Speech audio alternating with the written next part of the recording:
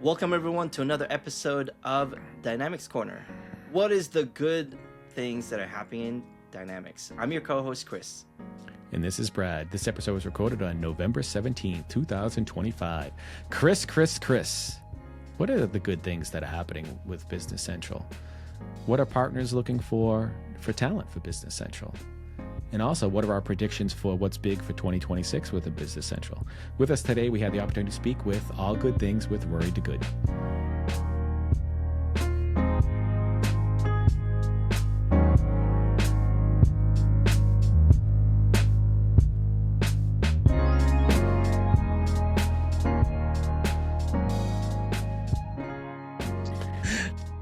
Hey Rory. Hey, Gents. Rory, good afternoon, sir. How are you doing? Doing well. How are you guys? Hanging in there. Not too bad. My slang today, That's hanging that in bad, there. What? It's that bad. I Yeah, don't when know if it's that you're bad. hanging in there, Brad, that means you're like on the ledge, about to fall off, Yeah. and you're just hanging in there. That's I guess it could have a negative tone to it or a negative appearance when someone says they're hanging in there. But In Australia, it's very common. Almost everyone, when you ask someone like, "Oh, how are you?" They're like, "Not bad." That's how they start. Not bad. Like that's the cup half empty. Yeah, it's bad, but not that bad, right? Yeah. so should we start this over? And, are we recording? We're Yeah. always recording, but we can we Okay. can just pretend. Oh no. I'm good. How I'm are good. you? Yeah, not bad. Good. That's kind of like the glass is half empty. I'm a glass is half full kind of guy. Oh, that's, Unless you're hanging in there, Brad. I'm not hanging in there. You didn't ask me how I'm doing. how are you? Oh Today, yeah, that's Brad? right. We started. I'm doing very well. That's great. I'm doing great. That's great. I'm that's not bad. That's even better than people saying I'm good. Can you say I'm doing not that great? Well, not It's still that great. but not that great. Well, not that great has a negative tone to it as well. So Yeah. I think you just have to be doing well, Good? doing great, fine. Fine even sounds like a negative. It's like, I'm Right? fine. I'm fine. Yeah, At that's least true. all of it is better than saying I'm busy. I've been busy. You can just say I'm good. I'm doing good. Everything is rainbows and butterflies for me. Yeah. Happy, green grass, bright flowers, butterflies, During winter. pollen, bees. During, yes, winter. You left Florida, right? Right now, I'm not in Florida, no. Okay, 'cause- I am... You seemed more positive last time I spoke to you. Get out. See? Oh man. Thank you. Well, it is true because when you go from Florida, where we did have a cold front, when you go from Florida, where it's typically sunny all day, every day, Mhm. and even during the winter, the temperatures where I'm located do not fall below, Kris, you have to get the conversion below like 70 degrees Fahrenheit, 72 degrees Fahrenheit. But when I was there recently, we were down to, I think we got down to like the mid 60s. So it was cold. Yeah. But then I came up here and it was 18 degrees this morning. So that's a wide temperature range, and it's dark all the time. And Yeah. That's impressive. 1600, it feels like midnight. Like yesterday at 1630, it was pitch black, and I really felt like it was 2100 at night, like 2130. I almost was That is ready so for bed. true. That is so true because I went out and hung out with a friend at 17:30, and I was like, oh yeah, I'm gonna hang out. By the time it's 19:30, I'm like, man, it's bedtime. But it was only 19:30. So that's why I was more cheerful last time, because I had the bright sunshine, Mhm. and now I'm in the cold, dark, miserable climate, and the trees have all lost their leaves. Well, almost all lost their leaves. And it's just not that pretty vibrant. It's starting to get into that gray portion of the year. So you know that's it's a thing in the Nordic countries and even in the Netherlands where I'm from to have like sunlight therapy. Like people that get a bit depressed in winter, they do sunlight therapy, and that seems to work. Yes, that's why I like Florida during the winter, because you have constant sunlight therapy, and it does make a big difference. I think feeling the warm sun or feeling in getting the bright sun makes a big difference. And from the Netherlands, Max Verstappen. Yeah. Yes. Yeah. I'm not a massive F1 fan, but I like how he tends to upset people and just changes the status quo within driving. I like that reputation. I don't like him at all. I know, you told me. I just want to make that clear. Everybody knows. I'm team McLaren and Lando this year, regardless of all their papaya rules and all this Piastri stuff. But since we're not talking about F1 and we wanted to have a different topic, let's first hear a little bit about yourself. Sure. Anything in particular you want to know? Well, tell us a little bit about you. Who are you? What do you do? Well, my name is Rory De Goede. I'm born in the Netherlands. I'm not in the Netherlands anymore. I left 10 years ago. I lived in Spain. I lived in Australia. I met my wife, who's half Filipino, half Costa Rican. Having 2 kids in Australia, decided like, hey, we want more, but not without family. And Australia is amazing, but very far from everywhere. So we decided to move to Costa Rica. So that's where we are right now, and had our 3rd kid this year. Congratulations! Congrats! Thank you. When we moved, I'm a recruiter. But I say recruiter, but that's because worldwide, when you say recruiter, people think about permanent placements and contracting placements. But in the US, I think it's different. You have to say either you're a recruiter, but then they think direct hires, or you're a staffer, or like you do staffing services. I do both in the dynamics field. But I had to start my own business when I moved to Costa Rica 2 years ago. So that's what I'm doing right now. Living the dream, basically, with a beautiful family, living in Costa Rica, where the days aren't long. Like, sun is up 5 a.m. every day, goes down 6 p.m. every day. But It's sunny every day. It is sunny. You've got a rainy season, but it's not that bad. Wow, it's nice. It's the closer you are to the equator, the more consistent your days are, and I have these conversations because you don't have the angle of the Earth and the sun. That's why the days are typically longer in the northern or southern hemisphere, that the tips of them, than they are at the equator, because the angle of the sun. So it is. So you have the same way as the southern portions, or the southernmost portions of the United States. And you are living the dream, because when you and I were talking the other day, you were talking about the monkeys being outside in the trees. I'm like, that must be amazing. Yes. Just to be able to go outside and you have monkeys running in the wild. So. And we don't do daylight savings, which is painful when you have to work with the US, because I mix up setting up interviews for my candidates where I just set up the wrong times. That has happened. But there's consistencies. Like if you have kids or pets, like the daylight, the time change messes everything up for at least a week. And we don't have that here. I wish that I wish that we didn't have daylight savings. They were supposed to stop that. They've been saying that since long before all of us were born. I think that, I know it was when it was started. It was started long before we were born, but I even think when I was younger, they were talking about it. I don't think in the United States they'll ever get there. I wish they would. But I also believe there should be one time. I believe that 0600 should be 0600 everywhere in the world. And if you go to bed at 0600 because it's 2000 today, that's fine. But you just get used to it. So we don't have this. Do you honor daylight savings? Do you not? Do you do this? Like you had mentioned, it gets really challenging. And then some locations, I think, also shift at different periods of time. I don't think everybody switches the times at the same time. I could be mistaken, but no, correct. They do it at several different times. Like the Europe does it at a different time than the US. Australia does it at a different time as well.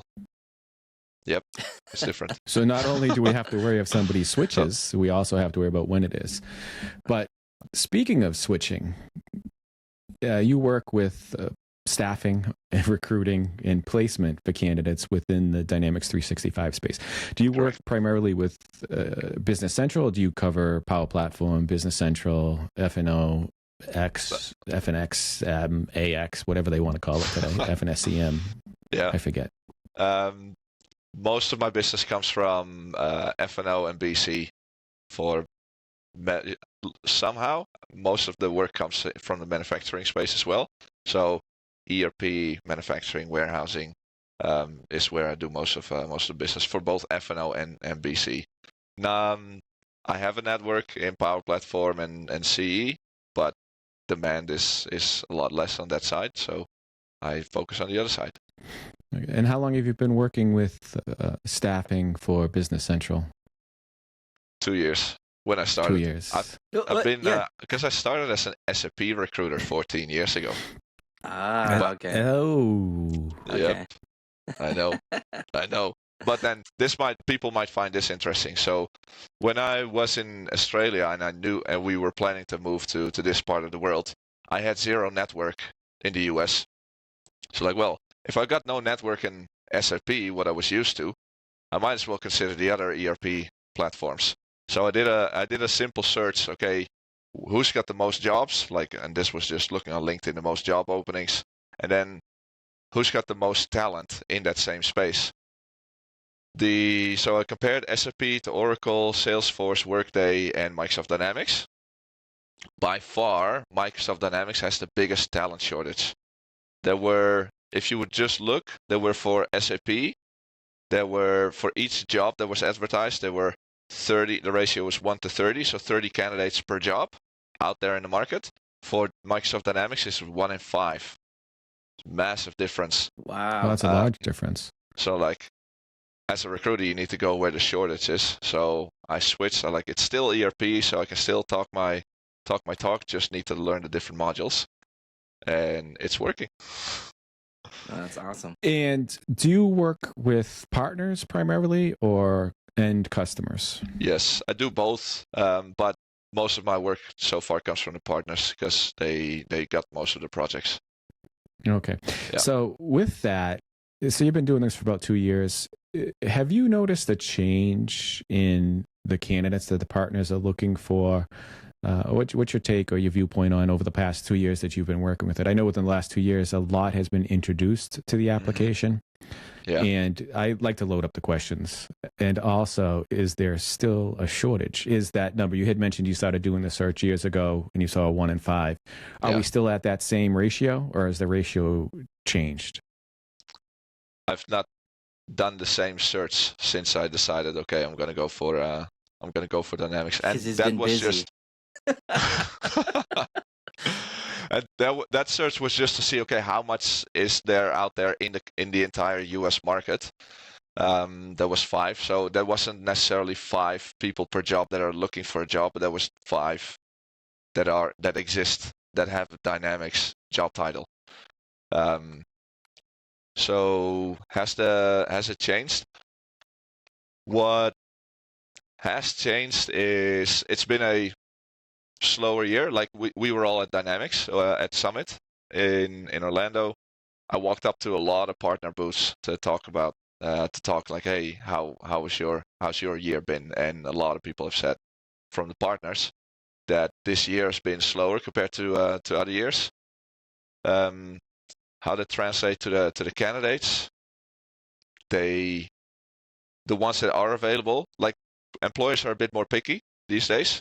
They also the salaries are correcting a bit because they went a bit crazy during the COVID years because everyone was hiring, everyone was asking for higher salaries. This was worldwide. They're coming down a bit. Contracting rates have come down a little bit in the past 18 months. Availability, the generic ones are a bit more available, but when you need someone with specific manufacturing skills or they need to be a CPA finance person, it's still a tight market. I don't know if that completely answers your question. If you were hoping for some more meat. No. Anything you answer, I'm hoping for. It's not. I Well, don't it sounds have. more focused, though, is what you're saying. It's more. It's not the generality of a functional consultant. You're looking more of a specific specialist role. Yes. Okay. Yeah, Okay. that's because those are the ones that my clients struggle to fill themselves. My clients will always try and fill the roles themselves first, and the more generic they are, the easier it is to find. But once they need like someone who's been in the manufacturing space for 10 years or has been on the operation sides in manufacturing before they moved to Dynamics. That's a very specific profile. That's when they call me. I have so many questions on that, but I don't want to take away what I originally wanted to talk with you about. But Yeah. maybe we'll get back to that pool of talented individuals with specific niche skills or specific skills you're looking for. But you had mentioned it's a little bit slower. You had mentioned slower within what regard? As part as the need, or slower on the flip side as staffing? Slower in projects, new projects being won by the part, or in general, new projects being kicked off this year. The one answer that I get from at least 80% of the partners that I've spoken to this year been that the pen to paper, no one's putting pen to paper. Pipelines are still being filled in terms of like leads coming through the pipeline, but they're not putting pen to paper by kicking off the project. Therefore, the partners have less projects, or not that many new ones, and therefore they're not hiring. And if no one's hiring, no one's kicking off projects. That flows through my industry. I wonder what that is, though. That is an interesting thing, because I asked the same thing. I think Rory, you and I had a conversation during Summit, even 2 years, not this last year, where partners were sharing that. I think there was a session, some conversation around that space where you're right. There is a lot of opportunities still coming in, a lot of leads, but then the actual signage of project going off it's not happening as quickly. It's not meeting the volume of leads into an actual project. Now it maybe it's longer now, where before it's like 30 days to 45 days they're going to sign the project and they're going to move forward. But now it seems to be a little bit longer. It's no longer that 30, 45 days. It could be 3 months. So the question is, why is that happening? Considering that there's so many things that Business Central can do, simplifying it. Why is that happening? I had I don't know for sure. All I know is the answers that I get from asking many people. So the answer I got the most was first it's the uncertainty. Tariffs. Companies, tariffs were new, like the new policies in the US, import tariffs. Like companies were in a holding pattern to assess, okay, what's the impact to our business or our industry before we're going to do new investments. That was one answer. Tax reforms, like you got the one big beautiful bill that was like, oh, we have to assess what does this mean to us. That was the answer I got most of the time. So first I thought, oh, this is all US related. Until then I spoke to a partner that has most of their business in Europe, and they were experiencing the exact same thing. So now, like, is it really the tariffs, or is it something global that's going on? I think it's a bit of both, but in general, maybe everyone's looking to the US for their own decision making. Like, okay, what's the US economy gonna do? And then we can make decisions. That could be it. But I found it surprising that the same pattern was happening in Europe, when most of the arguments that I got were very US related. So I don't know with a certainty.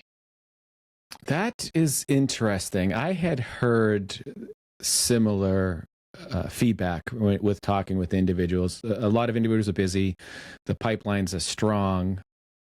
And I was wondering if any of it had to do with the evolution of the application itself. And what I mean by that is, over the past several years, Microsoft has done a great job at documentation, has done a great job at putting out information for and also added features and documentation with Microsoft Learn. They've created a lot of videos, they're creating through some series of how, and also not just Microsoft, other individuals that work with the application. You can call them content creators for the sake of this conversation, in the sense that they produce output and it's easier to find that information. My question is there a change in the partner dynamic in their relationship to customers, because customers can do more themselves with the ability to do so? It's, if you look at the evolution of the application back when Navision was first introduced here in the United States, you had a small partner network. The application was updated at a wider interval. You needed to have licensing to make modifications, and that has evolved. That concept had been carried forward through the on-premises, and it's still in place for the on-premises with licensing, not with licensing, like with objects. And then with Microsoft Dynamics Nav, you needed to still have the license. But now we're in this open world where new customers are going to go with Business Central. A lot of the older customers or long-term users of Business Central that started early back in the day have now migrated to Business Central, to where now it's a more feature-rich application, more information-rich application, and in essence almost cheaper, because the licensing, if you're going with Business Central Online, you're just paying for your user licensing, any additional space that you need, or any ISV solutions that you need. You can enhance the application if you need it, but again, with it being feature-rich, you may not need it. So I'm wondering how much of the partner requirement has been impacted by that, and does that change the type of talent that a partner needs to staff? Because customers can do more on their own in essence. And I'm not saying that's a blanket. I know I'm on a long rant here, but you have customers of varying skill level. But did the skill level change, or the requirements change, because now you don't need a lot of that specific or custom permissions, licensing, or knowledge, because a lot of it's being shared, and then some of the licensing has been opened up. I agree, Brad. I think there's a big shift now. You and I have been in this space, in the Nav space, for quite some time. When you implement Nav, you have to have a server. It requires a huge team to set that up. With the transition to SaaS, clearly there's a huge shift where you could just buy a license and your environment's put up, and it's well documented that you can put your own data in there. Clearly you'll need a consultant for best practices, but in many cases of just to get started, it's pretty well documented, it's pretty straightforward. I think that's where the shift is. And on top of that, ISVs, you have an app source now, right? You can just search for what you're looking for. I no longer need to consult with a consultant, a partner. It's like I can just get the app myself, but you still do need to consult. If you are an end user, you still need to consult to make sure that this tool is the right tool for your business. But I think it's going to be more of a guidance consulting than application consulting, I guess. Yes, and that's sort of what I was wondering, and that's sort of what I've been thinking, or similar. Not sort of. I'm all of the slangs today. See, you guys set me off with the hanging in there. That's similar to what I was trying to determine, or trying to get from talking with individuals. Not necessarily saying that the need for a partner or a certain level of expertise is gone. There is a need. Again, you buy this feature-rich application that in essence becomes the lifeblood or the heart of your organization, right? To me, an ERP application is not something you just go, oh, I'm going to buy this. I'll set it up tomorrow, and my whole organization will run fine. Granted, now, if you're just doing financials, maybe you could do that. I'll do a one-user system. I just need to do a couple journal entries, set up my chart of accounts. I'm okay. But any organization that does something, they have procurement, orders, inventory management. I mean, it's a little bit more to set it up, and it's not something you could take lightly. But is there a shift from partners doing all of the heavy lifting to being more of an advisory role, and then doing more similar to what you had mentioned with the staffing? It's sort of what I was thinking of. is that trend of, okay, well, your customers in this case will find the talent that's more generic or simple, but then that niche specialty type talent, they'll come to you. So is that transitioning from the customer point of view that, okay, I can do a lot of this generalization myself because that information's available, but then I'll go to my partner or find somebody to help me with the implementation. And in some cases, many partners to do specific things for them. Yeah. The one thing that I do know is I rarely come across companies that will do the implementation themselves. So, because you made a comment with how the landscape has evolved, more information documentation is out there. Maybe companies are more capable of doing it themselves. I see a lot of companies being uncomfortable doing that still. Like for at least the implementation, they'd like to lean on a partner. I do think you're right that the partner needs to evolve in terms of services ongoing that they need to offer, and it might start indeed more as advisory rather than just position. We do implementations.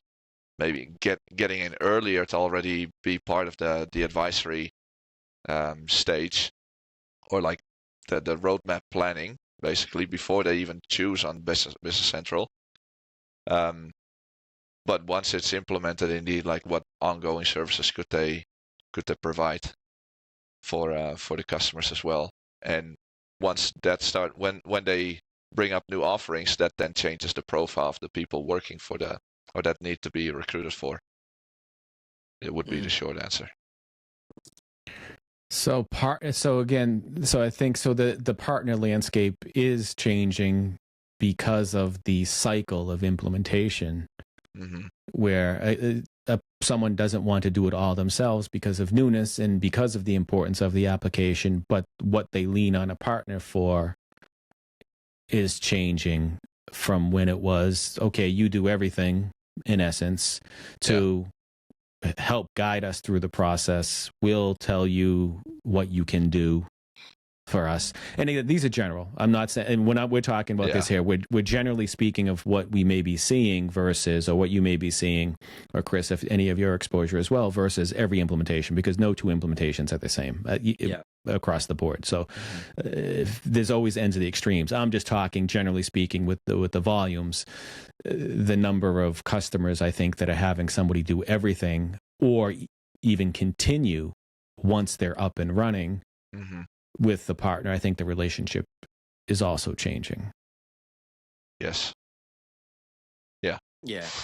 I think there's a little bit of shift too, because with a SaaS product, if you're a small business that maybe you have 5 users or 10 users, back then, it still requires a team to set that up with the nav application. With BC, you get a license, and if there's only 5 of you, you could probably do it yourself. I'm not saying all of it, but a good chunk of the tedious work that you may not want your partner to do, like data migration or some sort. For example, I came across one not long ago where they reached out and said, I just need a license, right? And I will do it myself. We're just a finance only organization. So, and I've heard partners said the same thing. Like they've come across clients or prospects where they just need to know somebody is there for them if they get stuck, or they may ask for best practices. But majority of the work they're willing to take on because they have that one guy, maybe one IT person that says, I can do a data migration. I can look it up in AI. They'll teach me how to do, or Copilot. They'll teach me to migrate. Simple. What do you guys think of that? Because whenever I speak to people about failed projects, the 2 things that always come up are either change management or data migration. Like, what are your thoughts as the consultants about companies doing their own data migration? Data migration is a challenge, and the reason why I say it's a challenge, because if you don't understand the data structures on either side, you could run into some challenges, because not many systems will have the same schema for their data. And also, each system may have additional data that impacts how the operation flows. Change management, I agree with you 100%, is a big impact, or has a big impact on the success or failure of an implementation as well. And also identifying the processes, documenting processes. Nobody likes to do any documentation. A lot of times individuals like to rely upon a person who knows things, whereas if you document your processes, it helps you go through the implementation ahead of time. Even more so now, there's many tools available that you can record individual processes as people are performing them in Business Central, so you at least have that documentation. But I don't think, generally speaking, a data migration is something that you can rely on just an entity to do, unless the entity knows both systems extremely well and you have your processes identified. Because in Business Central, you can set an item up many different ways, and it has different implications on how that item gets used. Not to say that any of those ways are proper or improper. It's a matter of setting it up and maybe populating values that you don't have in your existing system, so that those items will process properly through the system based upon how you want to use them. So you need to have some knowledge of the system, knowledge of the schema, as well as how that data is used within the system. And yes, and how that data migration gets done. Because I can tell you, I worked with an implementation. They did a poor data migration. They went through the process. They didn't have any consistency with the data being generated, or any consistency with the data being imported. And they didn't identify problems till a year later, because they thought things were running smoothly. And then they went to run some financial information, and they realized that the way that they imported their data was extremely awkward for the system. Yeah, I agree with Brad, spot on. I mean, like, yes, they could do it, but typically for the data migration, you want some guidance around there, because you're gonna get garbage data in, and you're gonna have some issues down the road. The change management component, I think that is where Rory, you had mentioned, the partners should maybe change the mindset a little bit, and I think as a partner, perhaps that's something that you can help focus on, helping your clients. It's like change management. Typically, that's a practice that you have to go through internally as an end user. But as a partner, perhaps that's something that you want to encourage, or a service that you want to offer. Say, hey, look, we'll walk you through the entire process of a change management, because it is a necessity when you're about to implement a big ERP for your organization. So that could be something that partners can start doing. Because back in the day, it was kind of like, I'm just standing up an application for you. I'm just a project manager. You deal with your own people. Maybe that's the shift that we need to make. I think a lot of them are doing that already. A lot of partners are starting to do that. No, I think, yes, change management has always been a struggle. And I think it's sometimes it's seeing the value of it. It's very difficult sometimes to see the value of it until you don't have it. It's almost like an insurance policy. I'm paying all this money for an insurance policy, but it's a waste. It's considered a waste, quote, until you need it. And then you realize, well, why didn't somebody tell me I needed to have an insurance policy? I think the same thing is with some of that documentation, some of those processes. Thankful in 2025, it's a little bit easier to do that. And with you've been working with us for 2 years in this sense. And over this past 2 years, there has been a big shift in the application as well, with features, functionality, emphasis on AI and other areas. Have you noticed in the shift of the type of talent that needs to be recruited as well? Is if you were to look today, and where I'm trying to get with this question, in 2023, or 2022, when you had started this, was there a significant number of development positions available and not so many functional consultants? Whereas today, is it the same ratio? Are there a lot more functional consultant, project managers, and less development? What's your notice on the trend of positions that need to be filled? I haven't seen a difference or a change in those two, bit by bit, and slower than I anticipated, actually. I'm seeing requirements for AI. Like people need to have worked with AI or need to be comfortable or proficient with Copilot. I thought that'd go a lot faster though, but only bit by bit do I see that as on the list of requirements, where for a BC consultant need to know how to build agents. Bit by bit, that I see that more. That is wild.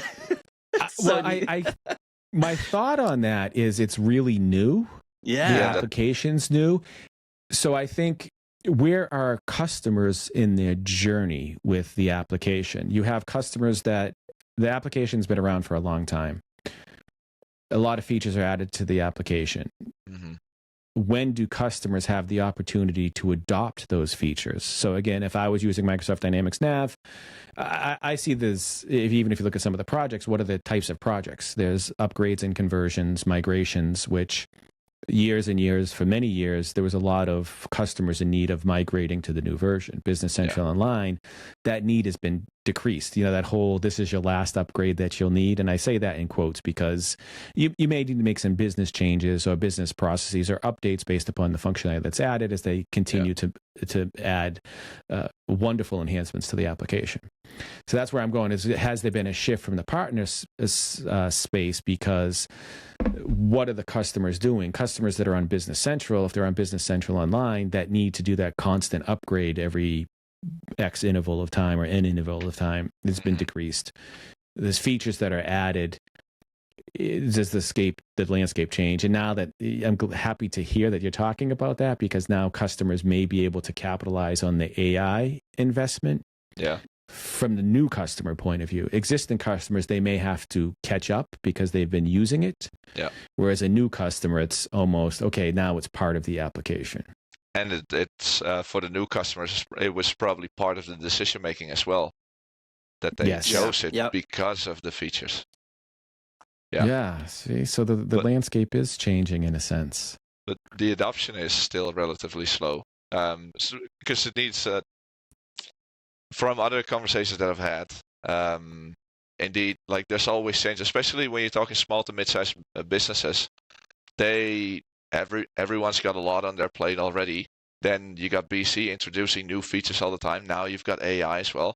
Who's got time really to explore it? Not many people. So it's it's not moving super fast yet, but it is on everyone's radar.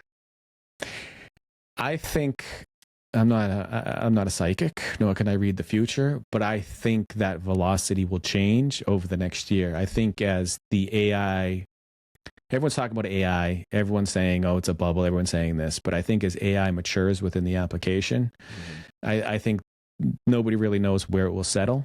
I think a lot of AI will be thrown at Business Central as well as other applications. I mean, you can have AI in Notepad now, right? They're going to throw AI at everything in almost a sense to see what sticks. And then some things will fall off, other things will be enhanced. And then my opinion will be that we'll have a need for some of those specialty skills, because it's really even difficult to find someone with that skill with AI changing so rapidly. Like everyone's talking about MCP at this point. MCP didn't exist how many months ago? 6 months ago. I read something over the weekend as well about something else, which is like the next thing for AI. So it's very difficult the next thing? Adopt. AI is still the next thing. It is the next thing already. It is still the next thing, but we had chat-based AI with ChatGPT and such, and then you went into like the thinking models, and then you went into MCP with the tools, and then, you know, the thinking models being able to use those. And then now I was reading stuff about the next thing with agents and some of this tooling, and I think it's difficult for everyone to determine how do you leverage this, because it's always in the state of infancy, in my opinion. Yeah. And when do you become reliable? When does it become reliable? I think because of the changes so much that it's harder for SMBs to react and find the right fit for it for their organization. I think that's a struggle in itself.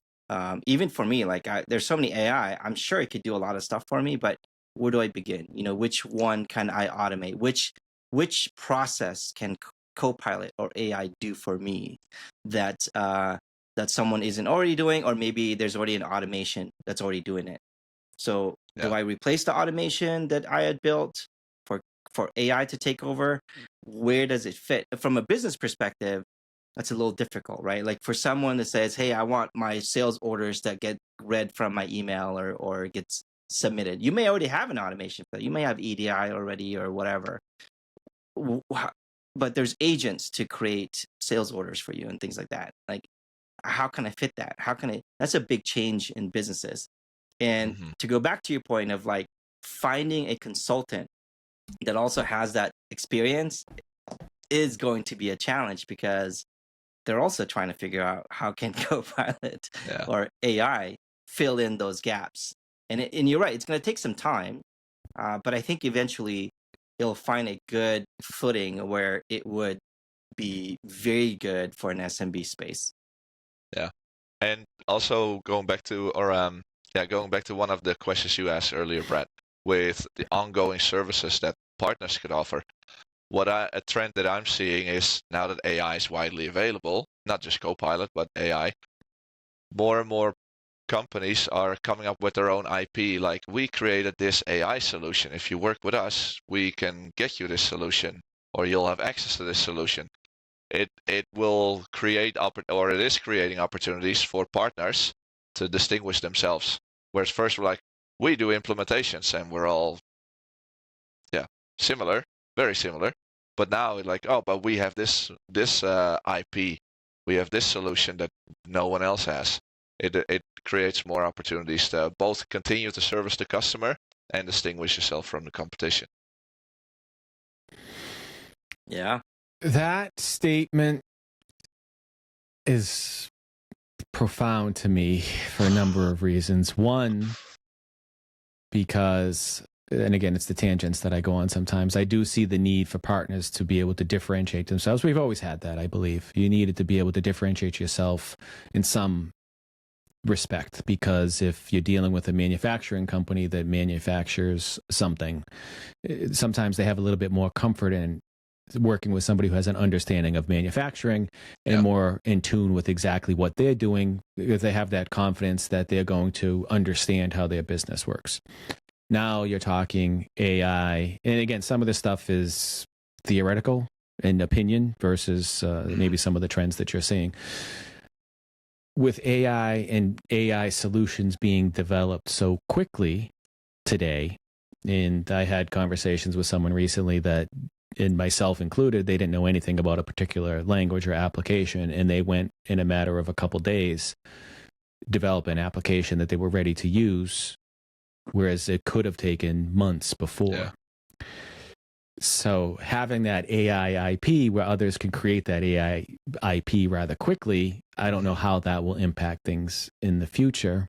But yes, I agree with that. You still need to have some way to differentiate yourself in a world where you have tools that have expedited what it takes to complete something from a systemic point of view. Even more so, with multiple systems. Now you can have AI solutions that span multiple solutions, not just Business Central, but if you have a suite of products within your organization to make them all work together. So I'm wondering where all this will go, and it's where it'll all be. It's I think everybody has that same thought. There's some people who are running, some people are walking, and then or crawling, and then you have others in the middle that are doing the walking. So it's interesting. And then you still have the people that are on-prem and are happy where they are. Yes, you too. You have those that are on premises that are happy with it. But I go with anything. I think using a solution just because is not a good approach. I think using the solution that you need is the most important. I think there's pros and cons to everything. Is it better to have a nice, fast and speedy jet, or do you just need a regular airplane or a bicycle or a motorcycle to complete what you need to do? I think it's a matter of making sure you're using the right tool for the job. Yeah, I agree.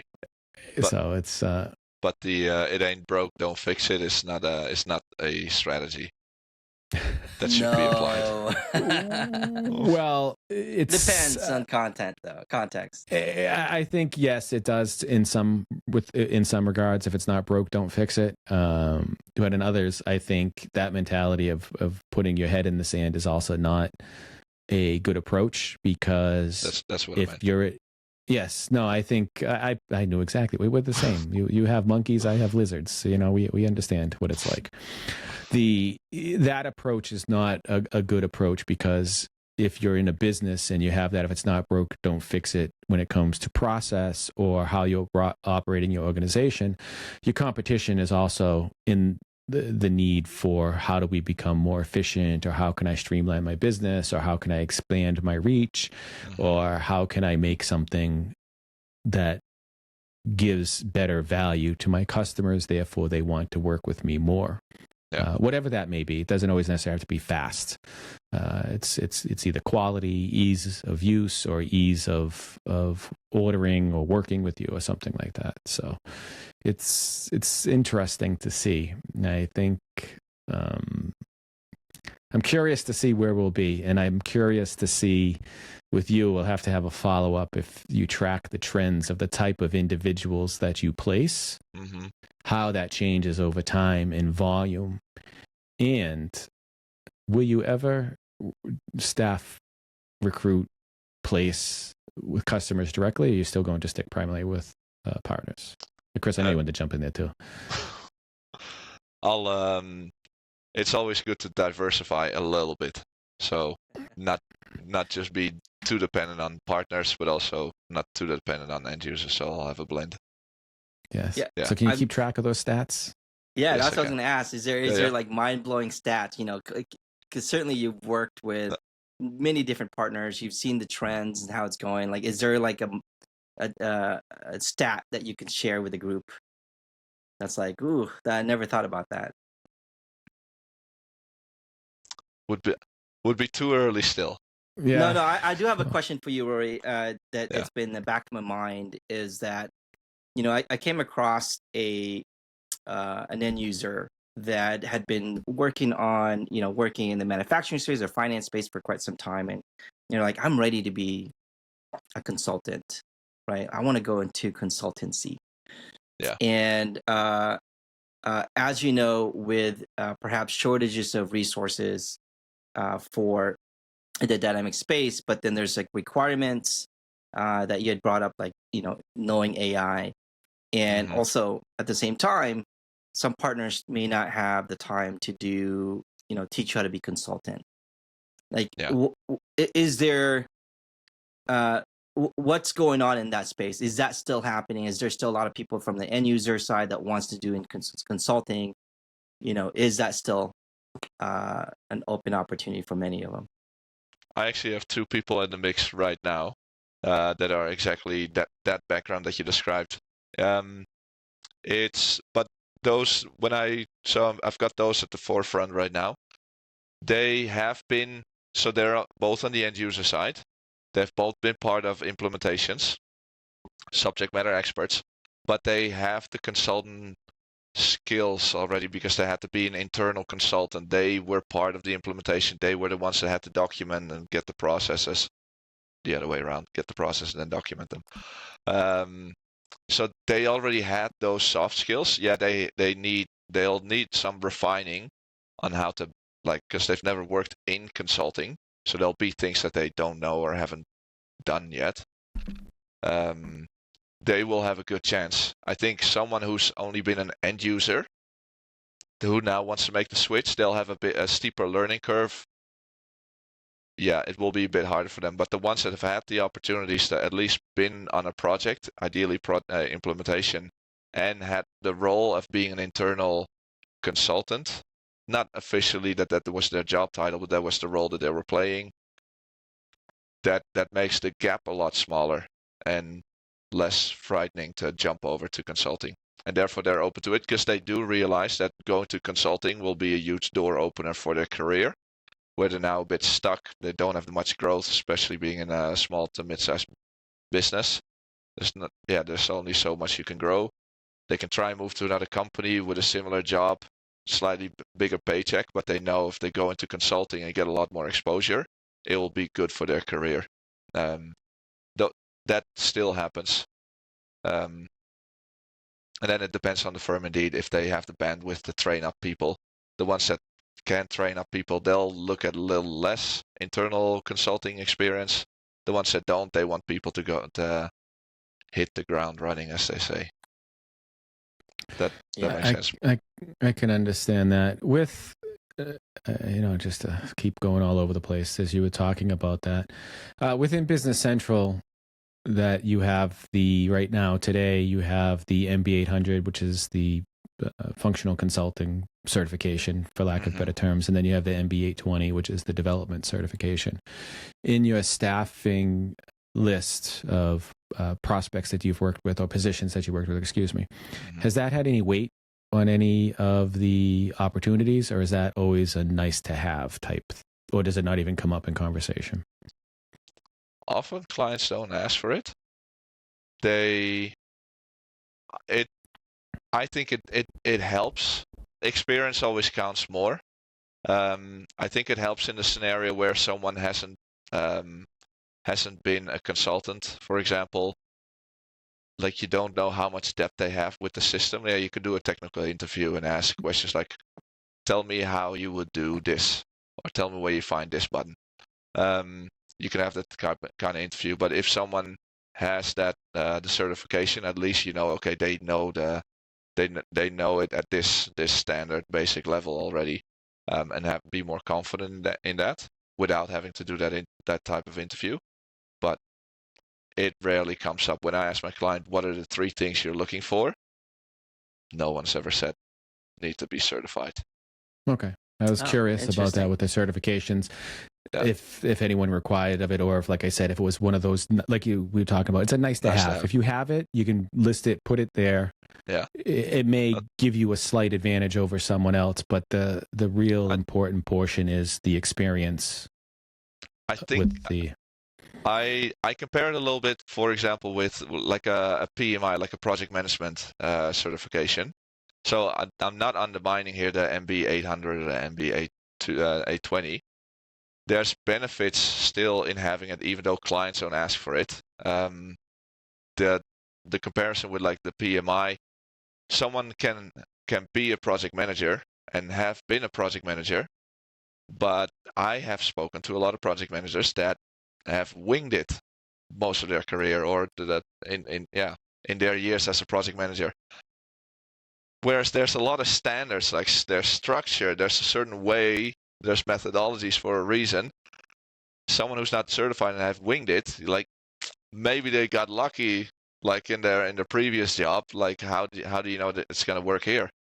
When they are certified, okay, these people know the basics, they know the methodology. It's similar with the MB 800. Like, if you know the basics, I see value in people having it still, even though my clients aren't specifically asking for it. I think for yourself, if that's a career path that you're looking at, I see benefits in still getting it. If that makes sense. Yeah. No, I understand. I was just curious about that. Is like you said, it's you never take away from any of that, the value of any of that. It's just how important that value is to others. And there's no one size fits all with that.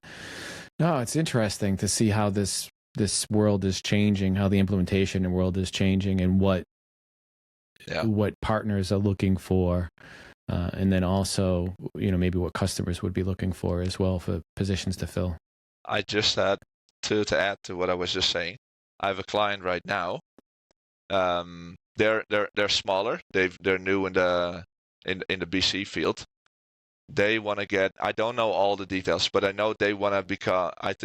They want to become a Microsoft partner. To be a Microsoft partner, you need people who are certified. Yes. So they are asking. They're not asking they have to have it. Their requirement is, if they don't have it, are they open to getting it, and will pay for it.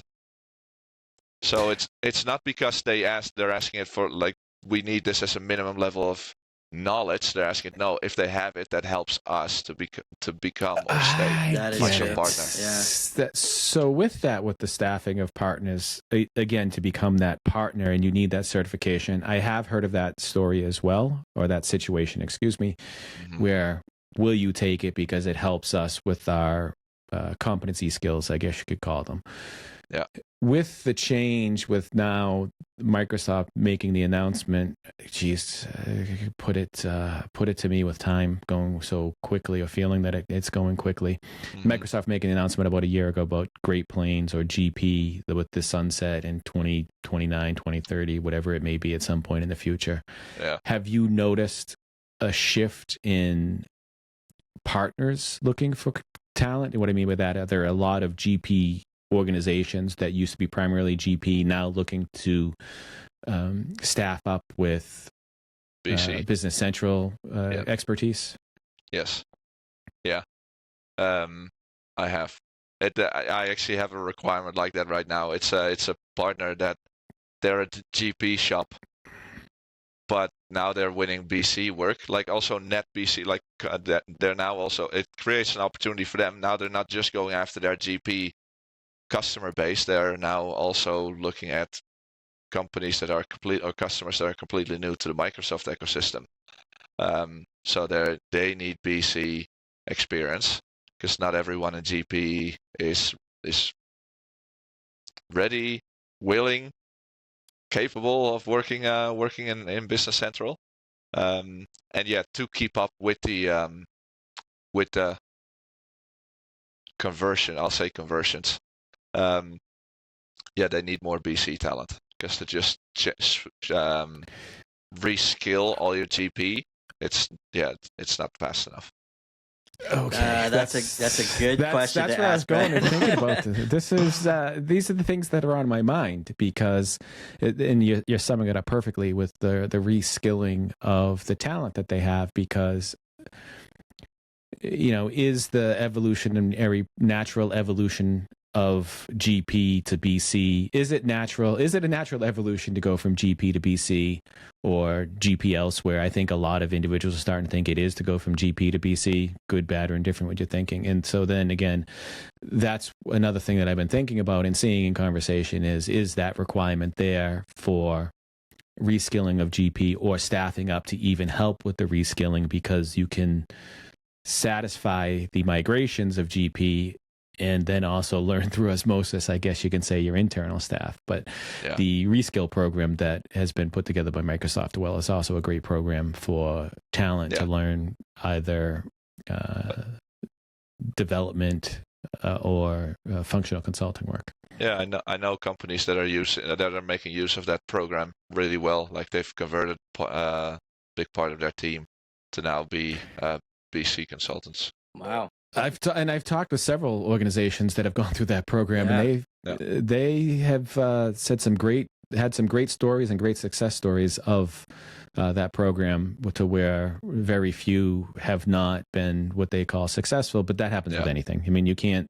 The reason why someone's successful or unsuccessful is something. There's usually factors in it. But I think overall, from everyone that I've spoken with, firsthand about that, has had some favorable experience with the reskilling. So I figured there was an uptake on that. I think it's wise for GP consultants also to actively get your hands on some BC experience. But that also goes in both sides too, because if you are a GP consultant and you're looking for a role for a partner you're a benefit to them, because you can translate clients from GP to Business Central. So at the same time, they're learning as well. So there is a need for that. I know I've heard a lot of partners that are hiring GP consultants. They'll train them up in Business Central, because at the same time, they're a great asset team for the organization, because then they can help translate those GP to BC. But I think it's unwise if you've got a long time to go in your career still. If you still have to work like 10 years or more, maybe even 5 or more, I think it's wise to start looking and get your hands on some BC experience. I think it's risky to just rely on GP or a GP expert, because then you're just dependent on what your employer does, and if they ever want to make the switch, it's a risky place to be. Yeah, don't be that guy that says if it works, don't fix it. And you're a GP. You Because better move. there's just not that many companies hiring for GP skills anymore. There are the exceptions, but it's not. Yeah, there's not that many. Yeah, no, this is all definitely generally speaking. It's I have conversations with people like, oh yeah, but I did this. I saw this one doing this. It's the volume. Yeah. Whereas before, a few years ago, you'd have, again, a lot more customers looking for migrations from another system to Business Central or Business Central upgrades, right? There are still customers looking for Business Central upgrades, but not as many as there were 2 years ago, because a lot of the customers have upgraded to Business Central Online, and they don't need to go through that intense upgrade process every release. Same thing with GP. You may have some organizations looking to satisfy positions for GP. Yeah. But generally speaking, they're not looking to fill a GP position. They're looking to fill a GP BC position to help them with their move to BC. If they're looking to fill a vacancy. Have you, in your experience, come across any that are not, and I don't know if in your space with staffing that you come across these conversations, but I had some conversations with others, customers at Summit. Thankfully, I'll tell you, this year I had a lot more. It felt to me there were far more customers at Summit than usual. And I don't mean usual, but the usual in the past, there was always a lot of partners and always a lot of customers. So I'm not taking away from the conference. The conference is a great conference, and I think any customer should send their staff there to be able to see more about the application, how they can gain some efficiencies. But one thing I noticed at the conference was there was it felt to me there were a lot more customers than usual based on percentages, and also a lot more new to Summit, which means there's an influx of either they had the application and they didn't send their staff before, or they're just new to the application and they're new to it being there. But I was talking with some, and they were talking about how they weren't replacing positions.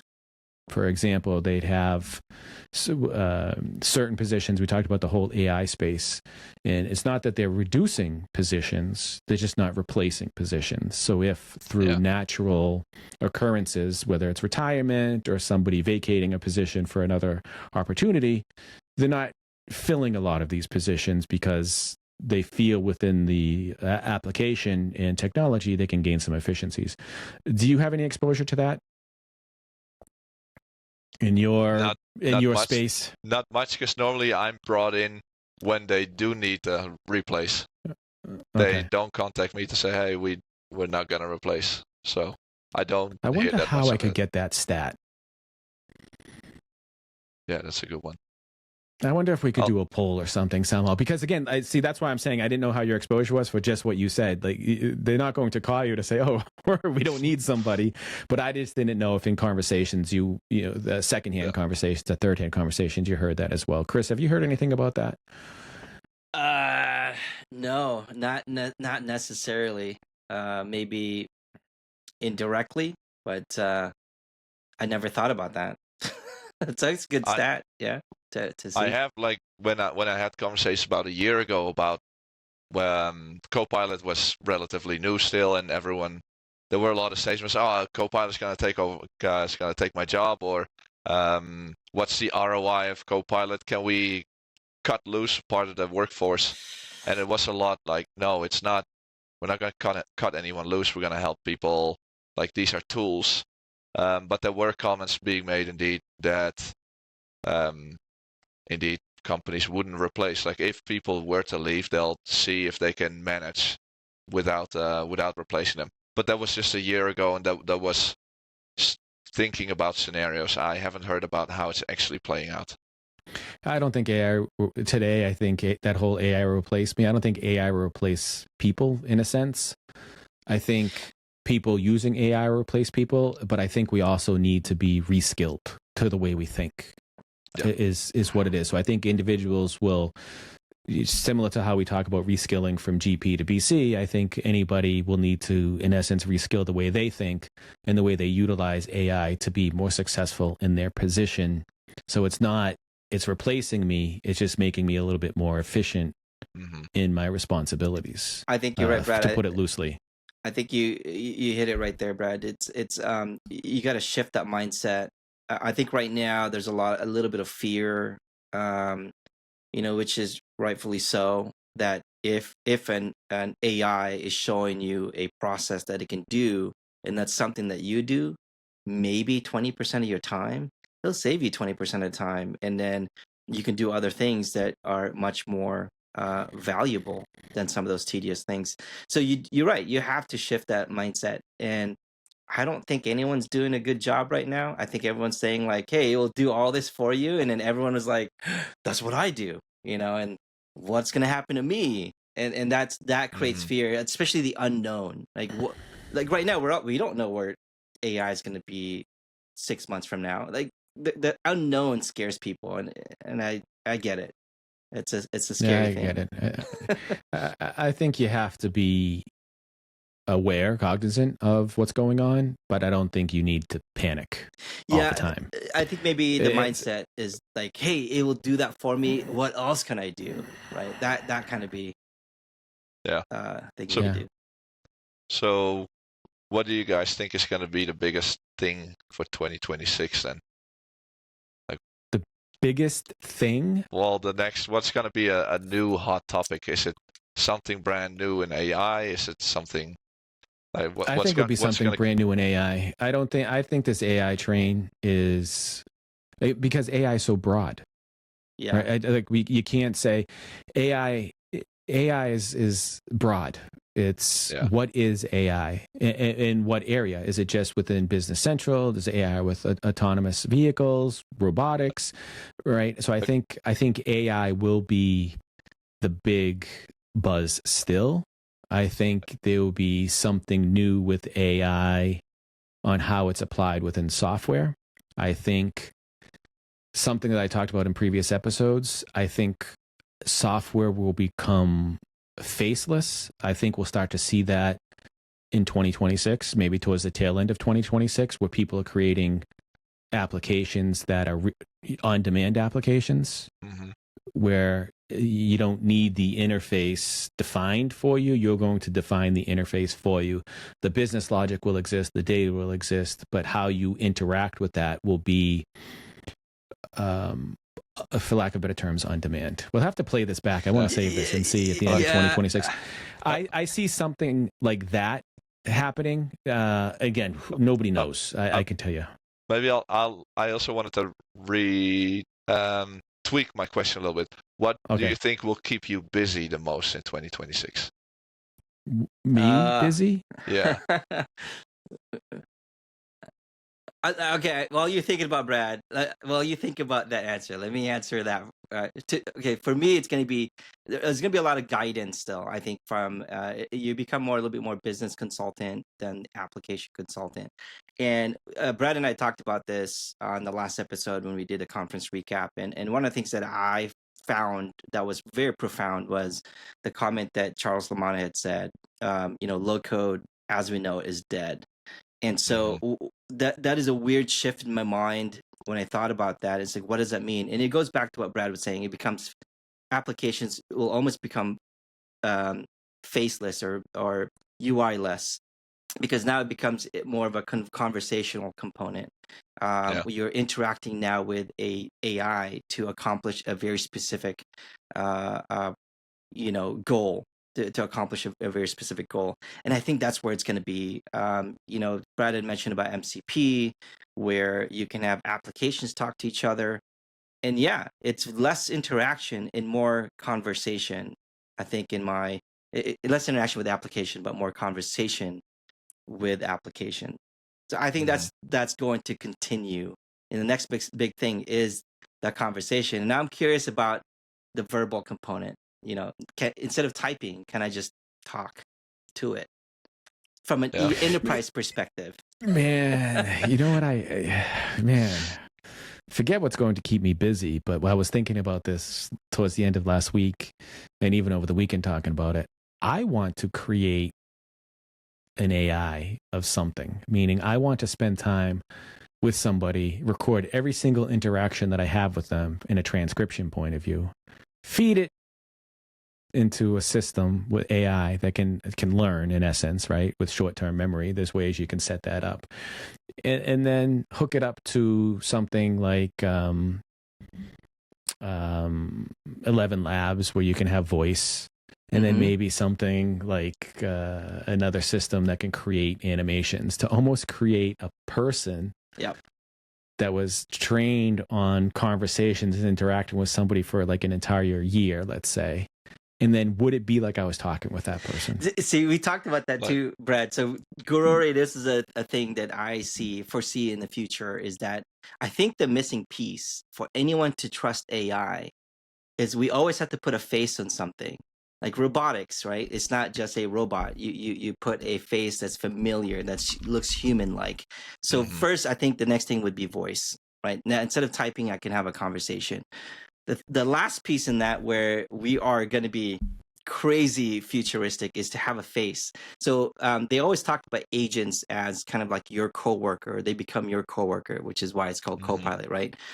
I can just have a conversation. Now that there's a face, it makes it easy for me to trust and say, hey, this person's going to do exactly what I asked them to do in a conversational way. And I think that at that point, I don't know what to do. But you, Kris, you're talking about indeed the agent having a face, so it feels more familiar. Unless I misinterpreted, it seemed like Brett was describing how he can create his own avatar that will be like him, and he can kick back and relax. Yeah, you could do the same thing, right? I don't want it. I want it to be not me kicking back and relaxing. I want it to be, bounce ideas. You create, I don't want to say a companion, because then people think I'm weird, but you can create somebody that you can interact with that resembles somebody that you already know. And it's not to replace them. It's just to see how we get there, because now you can use Grok, you can use other tools where they talk back to you, you can have conversation with them. But that's going to be more or less based upon that model that they have. I'm saying, what if I recorded every interaction that I had with Rory for a year, so that you could pick up the dialogue, pick up the responses in certain types of situations, feed that into an AI, and then now I could sit and have a conversation with Rory as if we were together.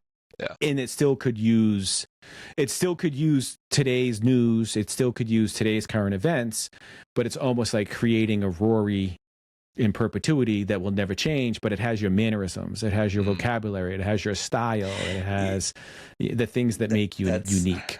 So you're talking about what will keep me busy for the next year. I'm thinking about where will AI be within next year, that could we actually do something like that and have it be effective, and then add that to this is just I think Rory had a good point that, could you build your own avatar? I think that would be another wonderful idea, because then you can feed all the information, because we forget, right? Humans forget, they compartmentalize information, and then maybe you'll remember, or it takes a long time to remember. So if you were to feed all of that about yourself, and then if I need to ping, look, do you ever talk to yourself sometimes? I do, right? Like, I sit down, like, I talk to myself. But instead of me just talking to myself in my mind, I can talk to that avatar that I created, that I fed all my thoughts and information. And I can just like, hey, do you remember, did I ever talk about that? What was my thought on that? And they could give it back to me. It's like, oh, now I remember. Yeah. Thank you. Yeah. That would be wild. I call people just because I need to think out loud. Thinking out loud helps me in coming up with solutions, but I don't want to talk to myself. So I just call someone. I like to talk to myself too. This is a whole other, I think we could have a whole episode talking about this as we go forward. Agents needs to have face. I think that's the takeaway. Let's see what 2026 brings. What do you think will be the thing for 2026 as we wrap this up here? That's a good one. I don't want to just say AI. That's too generic. I'll make it a bit more specific to my field. I think what we said at the start of the call, where a lot of companies were not putting pen to paper for new projects, BC has so many reasons to be very, very busy, why there should be a lot of projects. I think it's going to come through in 2026. Like, you got your NAV people still to go to BC. You got your GP people now starting to move, because there's a lot more movement this year with the GP people than there was last year. So I think that's going to continue to 2026. And then you've got all the net new clients, the people that are not happy with NetSuite or that need to go from QuickBooks. There's just so many reasons why BC should be really, really busy. And I think 2026 is going to be the year. So you see a big uptick in Business Central implementations for 2026. So yeah, Business Finally Central projects. Yeah. Yes. Okay. All right. Well, let's kind of put a bookmark on this. That's a positive one. Well, I'm sure we'll talk throughout the year, definitely, and also that's, what do you call that? That Strofa strudel. Oh my gosh! Still wait. I can't. I have to keep talking to you because I want more of those. That was a pleasant treat, and I look forward to seeing you. Are you going to Directions North America? I think so. Yes. In Orlando again, same city, different location. But if you do, please bring some. I will search for you. And you're not usually too difficult to spot. With the orange shirt. Yeah, I was going to say, you stand out. I almost look at the McLaren orange, and I can spot that far away. But please bring some of those. I want to thank you for those. Those were great. And we'll see where we are in April with our predictions, if any of this comes forward. But before we wrap up, if anyone would like to learn more about staffing, recruiting, or if they have any opportunities that they're looking for, or any opportunities to fill within the Business Central space, what's the best way to get in contact with you? Email address, rory@thegoodtalent.co, not .com. Someone took that already, and now they're trying to sell it to me for a couple $1,000. So .co. And the fun fact, The Good Talent is not to boast, but The Good is my translation of my surname. So my surname is I'm actually Rory De Goede. So The Good Talent. I love it. .co. Excellent. Well, thank you. We'll have a link to your profile within the show notes as well. So if anyone had a difficulty with that, they'll be able to see it. Perfect. Thank you again for taking the time to speak with us. We appreciate it, and I look forward to keeping in contact with you through the year. And then this time next year, we'll have a follow-up to see if our predictions came true. Talk with you soon. Thanks for having me on. All right, thank you. Bye. Thank you, Kris, for your time for another episode of In the Dynamics Corner Chair. And thank you to our guests for participating. Thank you, Brad, for your time. It is a wonderful episode of Dynamics Corner Chair. I would also like to thank our guests for joining us. Thank you for all of our listeners tuning in as well. You can find Brad at developerlife.com. That is DVLPRLIFE.com. And you can interact with them via Twitter, DVLPRLIFE. You can also find me at matalino.io, MATALINO.io. And my Twitter handle is Matalino16. And you can see those links down below in the show notes. Again, thank you, everyone. Thank you, and take care.